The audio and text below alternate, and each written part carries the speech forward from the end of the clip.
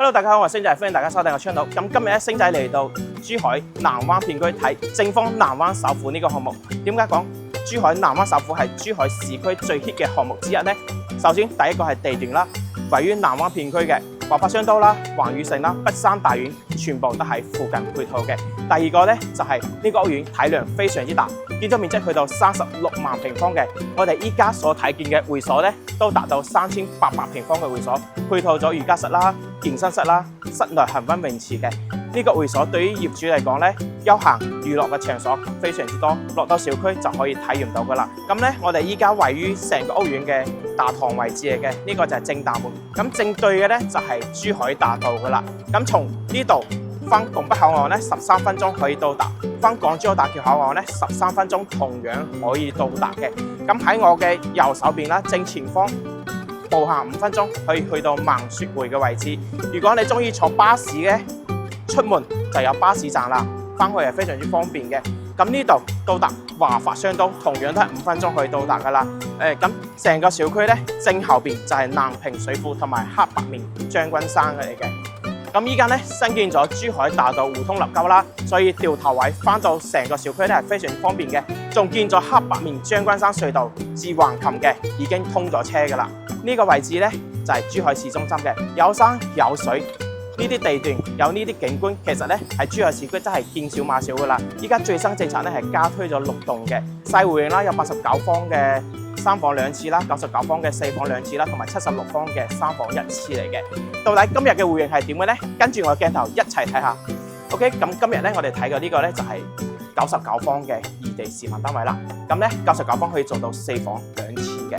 入門之後咧，可以睇下我哋嘅交樓標準啦，係3合1嘅指紋密碼鎖。喺我哋左手邊呢個位置咧，做咗個客櫃嘅。咁咧之後坐喺度換下除下係非常方便啦。最大嘅亮點係咩咧？就係整咗一個採光通風窗嚟嘅，非常之舒服。咁喺我嘅右手邊咧，呢度係一個洗手間嘅位置。咁咧可以做到光濕分離嘅。之後咧非常之實用噶啦。入嚟之後咧，點解可以睇到我成間房空間係非常之闊落嘅咧？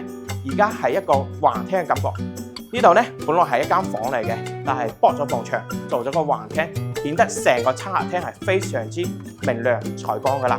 咁呢個位置就係廚房位，依家做咗一個 U 型嘅廚房，呢度全部都係交樓標準嚟嘅，半開放式嘅推拉門。咁之後咧打開就非常之光猛啦。咁廚具3件套咧全部都係交標嚟嘅，呢度嘅廚具都係有嘅。而且仲有一個採光通風窗，採光係非常之通透嘅。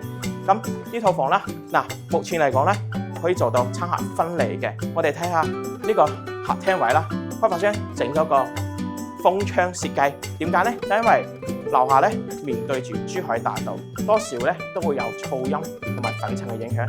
但係做咗風窗設計之後咧，幾乎可以隔絕呢個噪音同埋粉塵嘅啦。咁推咗出嚟之後咧，顯得成個客廳係非常之光猛闊落嘅。咁我哋對面嗰度咧就係一個餐廳嘅位置啦。目前咧係擺咗個4人位嘅，顯得空間係非常之闊落。咁如果你人口比較多啦，6人啦，空間係同樣充足嘅。咁呢邊就係生活露台嘅位置啦，洗衣晾曬擺喺呢度就非常之 OK 啦。啱先咧，我哋睇咗個餐客廳啦，空間咁大嘅，但係生活區空間到底點咧？我哋一齊嚟睇下啦。首先咧，我哋睇下間兒童房啦，做到榻榻米嘅設計嘅，而且仲有一個採光窗，令到成間房咧通風效果非常之好嘅。對面咧同樣有一個兒童房，咁咧對於2個小朋友嘅屋企咧，呢個空間就非常之充足噶啦。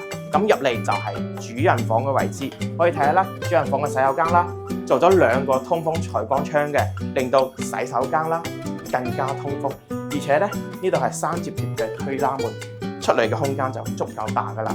咁主人房最大嘅亮點喺邊度咧？我覺得就係呢個啦。呢邊可以整一個衣櫃嘅位置，咁呢個空間整咗個梳妝台，梳妝台對住一個採光窗，可以通風採光，唔使開燈都可以化妝嘅。咁呢個就係主人房嘅空間啦。我覺得咧成間主人房非常之通透嘅。依家咧價錢係23800起嘅，總價238萬就可以攞低呢套4房啦。對於喺市中心想攞一套細面積嘅，而且可以達到4房嘅呢一套就非常之適合你啦。